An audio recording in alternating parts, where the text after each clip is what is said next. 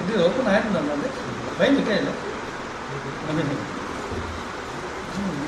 So, keep it down. Okay.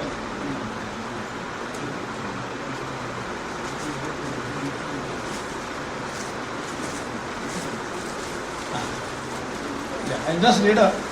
Dr.M.S.VijayaRaghavan, an alumnus of IIT Madras, served in Government of India service for more than 37 years before demitting office as scientific advisor, special secretary from Prime Minister's office in 2013.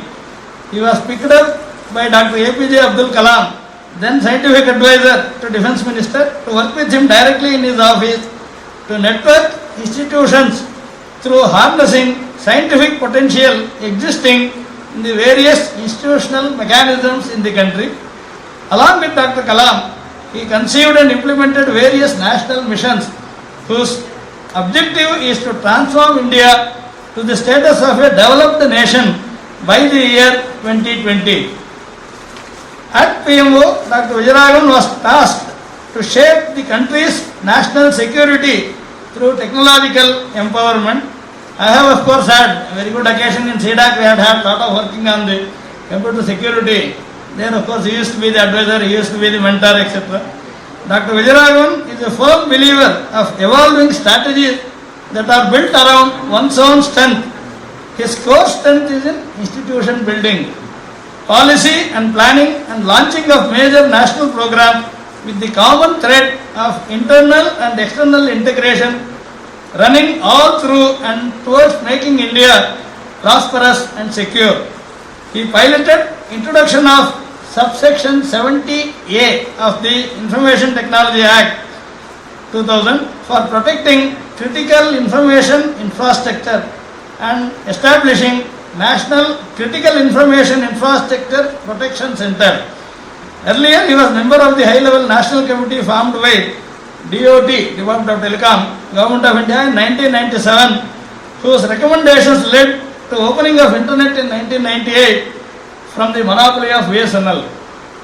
In executing these tasks, Dr. Vijayaraghavan has served in different capacities across diverse organizations and ministries, including serving on the boards of organizations such as subsidiaries of Reserve Bank of India. I think he even now continues with the Reserve Bank's recruitment board. So this is about the multifaceted personality of Dr. Vijayaraghavan. I also have to mention one connection that we have, apart from his official connection. The Ahobilamadam Delhi, New Delhi branch has been, of course, started or been run by T.L. Narasimhan for many years, maybe 4 decades or so. He is the son-in-law of T.L. Narasimhan, of the founder, or maybe I would say initiator of New Delhi Ahobilamadam. And of course, being his son-in-law number 1, number 2, very ardent devotee of Ahobilamadam, I feel proud to see, yes, there are people who are capable of guiding us, and we want to do something good for the larger benefit of the community. Thanks a lot, sir, for accepting our invitation and, of course, very patiently sitting through. I now just request you to give a little glimpse from your perspective to at least see where we can orient our efforts. We know one side, but we want to see how this can benefit some kind of a bridge building. We would like to hear from you. After that, of course, I'll ask Professor Acharya continue. Thanks a lot.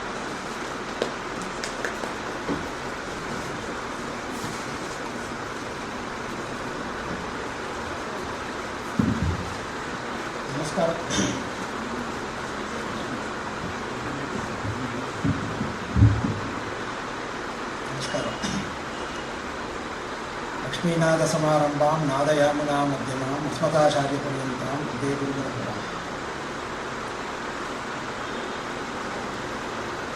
It's very interesting to see how our Vedic traditions, more than the Vedic tradition, the hidden treasure. See, English language, you know very well, it has its own limitations. Unlike Sanskrit, as he said, the matrix, which can give for the single word multiple meanings. You don't find that in English.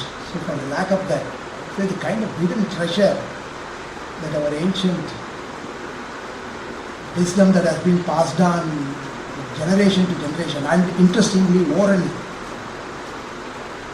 I used to discuss with both Dr. Ramanujan and Lakshana why it was oral. What is the problem in writing it down? I got a wealth of information from both of them as to why it has to be oral and not, and some of his activities are in the nature of validating that. Having said that, most of the time, the ruling lot, when I say the ruling lot, I include the bureaucrats who are a part of the whole entourage. They are so much driven by the materialistic approach. When I say materialistic, I mean at the philosophical level of the Western-driven thoughts. For example, my office will put up to me what the Harvard Business Review has come about on that particular day on the economic health of our nation, or what a Wharton professor says about it. In fact, I used to argue very vigorously with my mother's own younger brother, Dr. C. Rangarajan, who was former Reserve Bank of India governor and was also the former governor of Andhra Pradesh. And at that time he was in the Prime Minister's office as Economic Advisory Council Chairman. So we keep this one, and then since I am his Marman and all that, he used to take liberties with me and all that. So he is a totally different type of entity, though he is my mother. And then he used to say, you look at, I will give you a lot of papers from Wharton. You tell the special, you tell the principal secretary. At that time the PMO has got principal secretary who has got direct access to PM, and the others, on call basis. So you said, you tell him about this Wharton paper. In fact, I also authored a particular paper. I am going to bring it in the Economic Advisory Council. Like that, he used to keep telling me. None used to tell about the kind of solutions which are waiting to be tapped from our own heritage. That's very unfortunate, but so therefore, and surprisingly, see, that's very surprise. I want to share that surprise with you. If you thought that this is triggered by one of individual from a Brahmin community, you will be in for a surprise. It's not. It's not. The guy who triggered is none other than a very ardent, pious Muslim, Dr. Kalam. And I don't know how many of you are familiar that he has written a Bhashyam for chapter 5 of Bhagavad Gita. And I had the pleasure of sharing it with one of the Asthana Vidwans of Ahobila. And I deliberately ensured that the names of the author and all, because otherwise you get bias. He said, it's a well-written article, excellent. Why not we ask that gentleman to come and present it among the Vidvat Sadas and all that kind of things. I said, I don't want to embarrass the Vidvat Sadas with such things, you forget about it. Then the matter went to Aishinger, and then Aishinger called me and said, what is happening? Who is the guy? He said, there is one guy called Abdul Kalam, I don't know whether it is. Abdul Kalam. So that the rest is history. So the thing is, he was the guy who was pushing me to dig deep. So that is why when I first entered this office way back in 1993, he is very clear. I want to bring my country back to the days which it enjoyed hundreds of, at least tens of centuries back. So what do we do? So then I said, you are talking of big things. I am not familiar. You may be familiar, but I am not familiar. Since you are asking me to do, let me try to understand first myself before I try to dig deep. Whether I am, first of all, am I armed with the needed tools? Or do I know myself? Am I armed with the needed tools before doing all these big things? Then he was trying to ask me, what is it you are talking about? He said, see, I am directly reporting to you, and there is an organization called Defense Research and Development Organization, which has got about 40,000 people, and whose annual budget is, at that time, in 1993, it was 6,300 crores. Today it is running into several 10,000 crores, this one. And you have got 53 laboratories from Arunachal Pradesh to Cochin, all over. And then anything from pin to missiles, we are discussing. And you know about it, how like slightly a bigger version of CDAC, that's it. Now, so much of that, what do we, I would like to know, who are we? Do you know who are we? If you say that, then I will not interview. No, I know few about ABCD kind of thing, and I come from missile background, so I know missile things. The remaining things are there. So therefore, to cut the long story short, we started a program, and then I gave a pet name. I don't know if, because among the Sanskrit scholars, if I say that, definitely you will find fault with the name. Doesn't matter. At that time, my little knowledge of Sanskrit and my little knowledge of what the task that I am supposed to be, involved with, I gave the name Atmabodh. That is, what I understood from that is study of oneself, study of the inner world.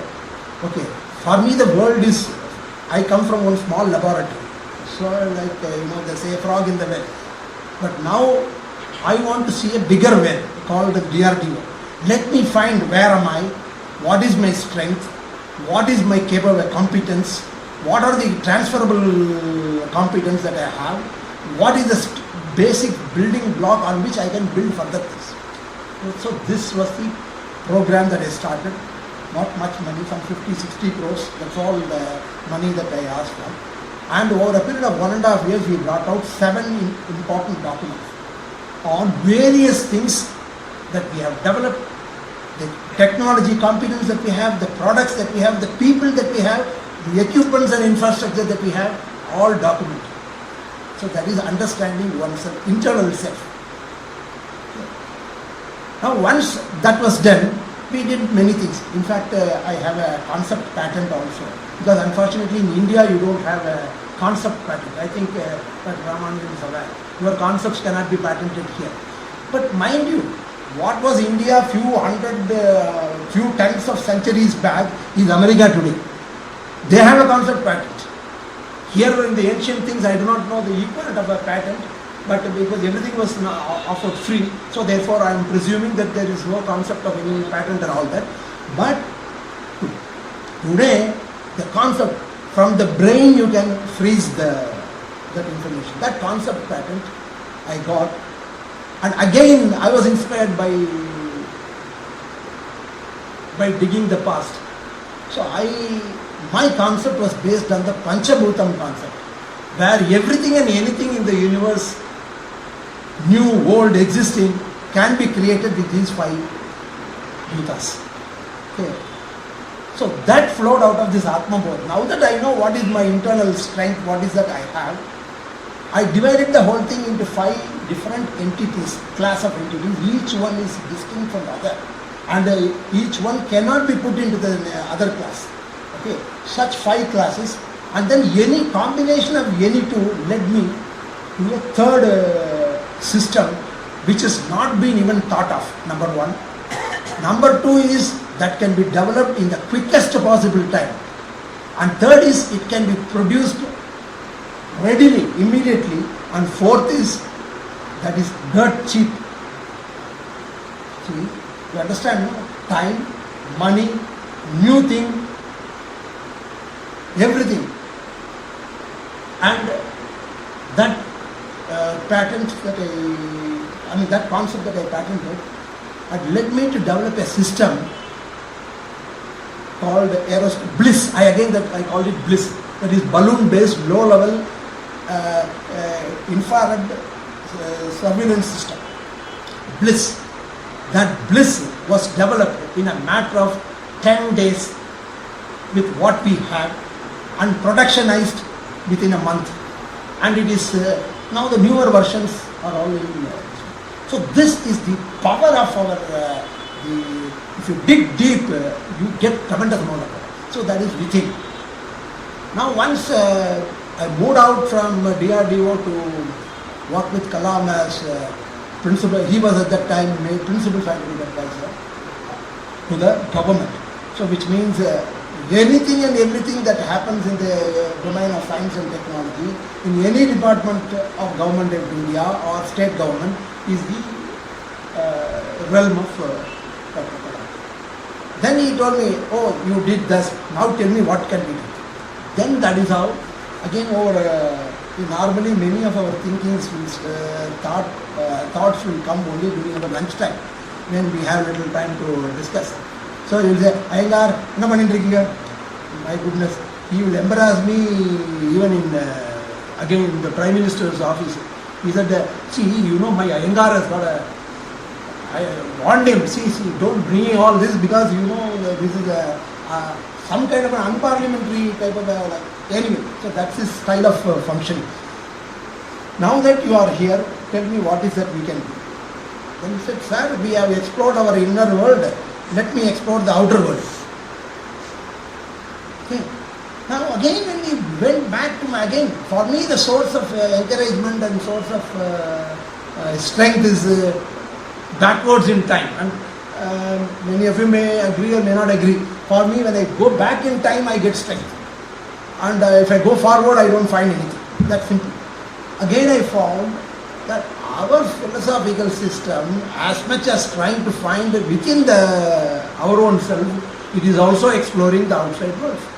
So the integration of outside world and the internal world, if you do it, it will lead you to the kind of a prosperity.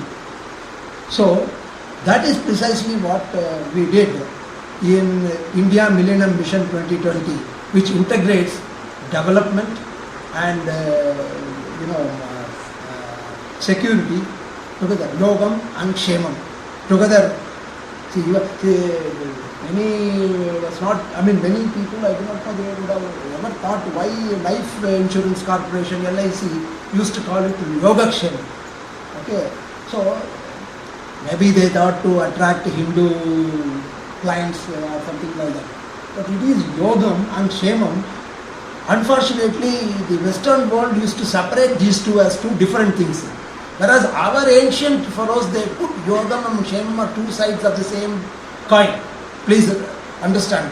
So we brought in India Millennium Mission, which is essentially an elaborate science and technology document on Yogakshema. How do I use the technology as a tool to develop the India economically and in all spheres, and also ensure that I use the same technology to protect the wealth. See, I used to tell some Acharya. See, in the third Andal Pasara, Ongi Vadagalanda, Thingindri Nadalam, Tingal Mumari. Why the Thingindri Nadalam? The Tingu Valagra or that means it is not just enough.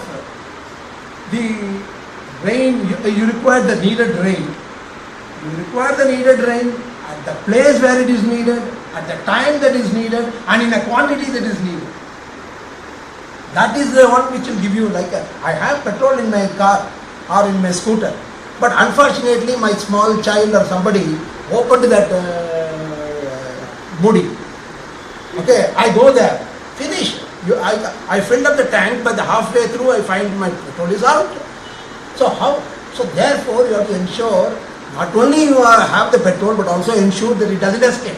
That is where the kshemam concept comes, and so we developed this type of a thing, and a lot of projects moved into it. So why I am bringing these kind of things is, unfortunately, the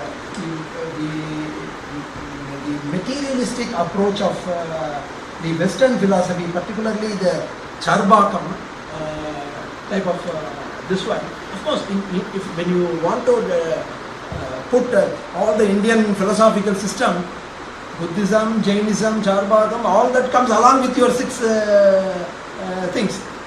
Nyayam, this one, Sankhya, Yoga, all that. The reason that I find all of them are being protected is, portrayed as an Indian philosophical system is that I find each one of them were reflected upon, commented upon, the deficiencies were, elaborated at length, and, the strength was also elaborated, and it is left to the individual reader. Now this is what it is, you choose whatever that you want. You see, such a democratic system, today we have to look for in so-called France, which says that I gave the Statue of Liberty to, those kind of stuff. Anyway, so therefore what the Western approach has done is, they looked at the problem today, tactical problem. Tactical problem means, if I have a stomach ache, okay, let me look at the stomach and give medicine to that. And the medicine may cause some problem with my, let us say, eye. So therefore, eye specialist takes over and he gives. So as a result, what is happening is the holistic system of looking at things was missing. So it's alaka. If I do this, finish. I will end up in doing. So this is the type of approach, non-holistic approach. So as a result, what is happening is, you have a temporary solution. We have a problem both with mind and body, which seeks, which is met with a temporary solution, and this temporary solution again produces again problem.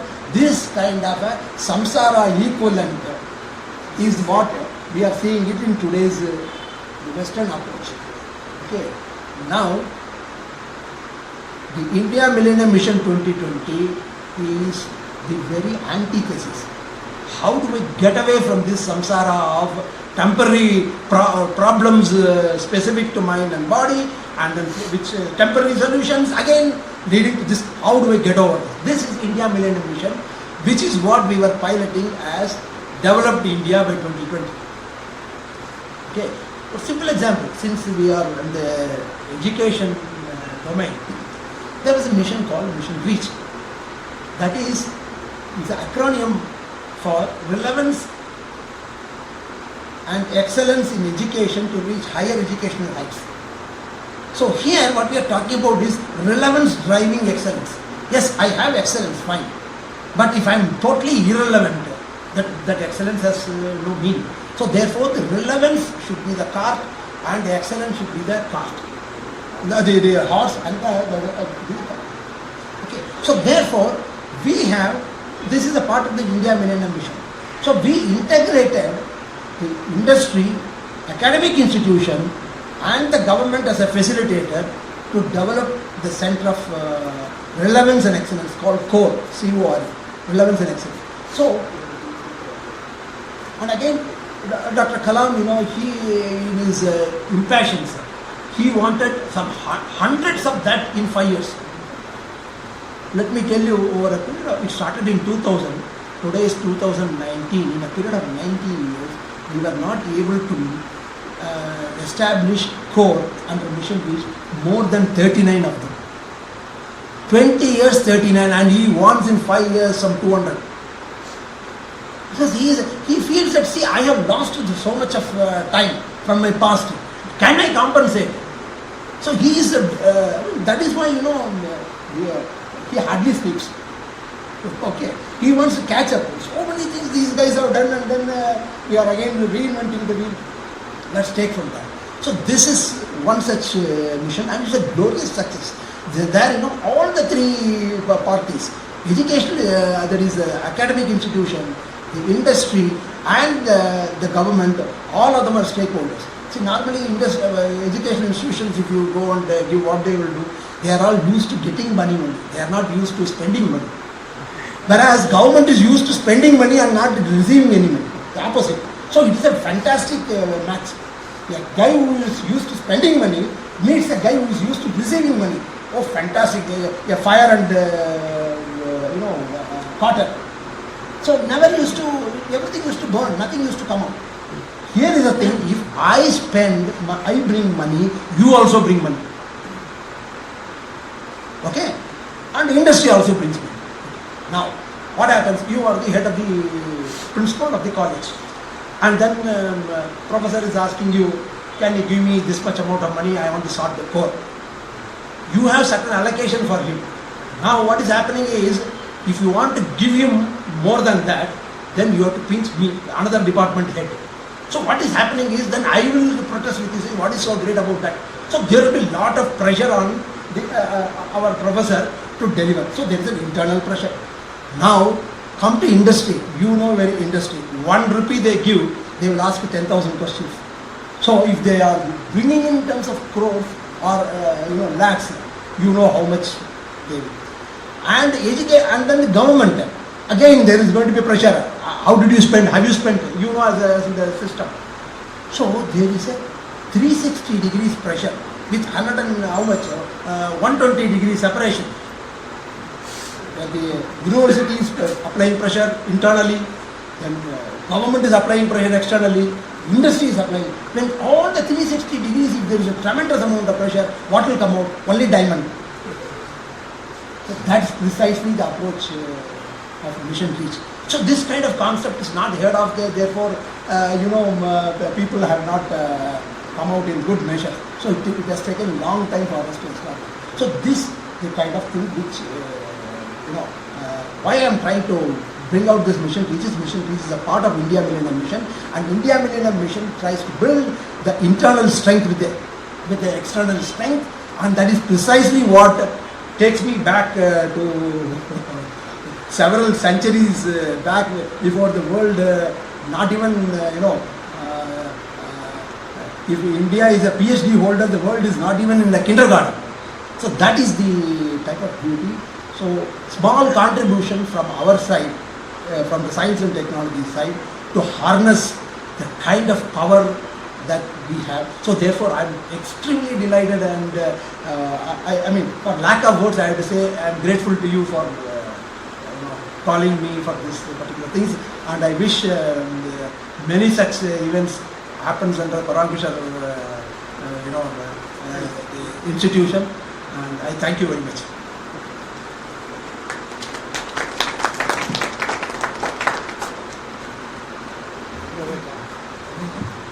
Yeah. Instead of listening what we are good at, it is better to listen to something which we need to hear, and probably we will not generally do. So we thought we will get some external